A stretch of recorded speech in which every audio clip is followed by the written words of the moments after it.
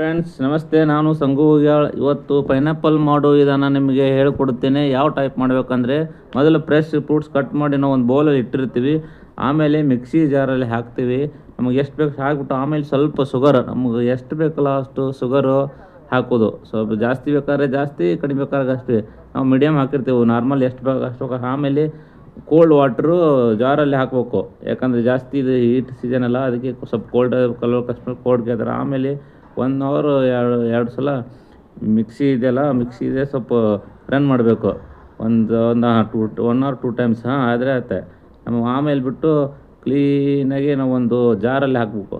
ಜಾರಲ್ಲಿ ಹಾಕಿಬಿಟ್ಟು ಕ್ಲೀನಾಗಿ ಬೌಲ್ ಇರುತ್ತೆ, ಬೌಲಲ್ಲಿ ಹಾಕಿಬಿಟ್ಟು ಅದು ಸ್ವಲ್ಪ ಶೇಕ್ ಮಾಡಬೇಕು. ಅಂದರೆ ಕ್ಲೀನಾಗಿರುತ್ತೆಲ್ಲ ಶೇಕ್ ಮಾಡಿಬಿಟ್ಟು ಆಮೇಲೆ ಅದು ಕ್ಲೀನಾಗಿ ಎಲ್ಲ ಫಿಲ್ಟ್ರ್ ಮಾಡ್ಬೇಕು. ಅದನ್ನು ಕ್ಲೀನ್ ಮಾಡಿಬಿಟ್ಟು ಮಾಡ್ತಾಯಿದ್ದೀನಿ ನೋಡಿ, ನಾನು ಕ್ಲೀನ್ ಮಾಡ್ತಾಯಿದ್ದೀನಿ. ಆಮೇಲೆ ನಮ್ಮದು ಜ್ಯೂಸು ಗ್ಲಾಸ್ ಇದೆಯಲ್ಲ ಅದ್ರಲ್ಲಿ ಹಾಕ್ಬೇಕು. ಶೇಕ್ ಮಾಡಿಬಿಟ್ಟು ಕ್ಲೀನಾಗಿ ಹಾಕಿಬಿಟ್ಟು ರೆಡಿ ಆಯಿತು, ಜ್ಯೂಸ್ ಆಯ್ತು ನೋಡಿ. ಈಗ ಆಯ್ತು ನೋಡಿ.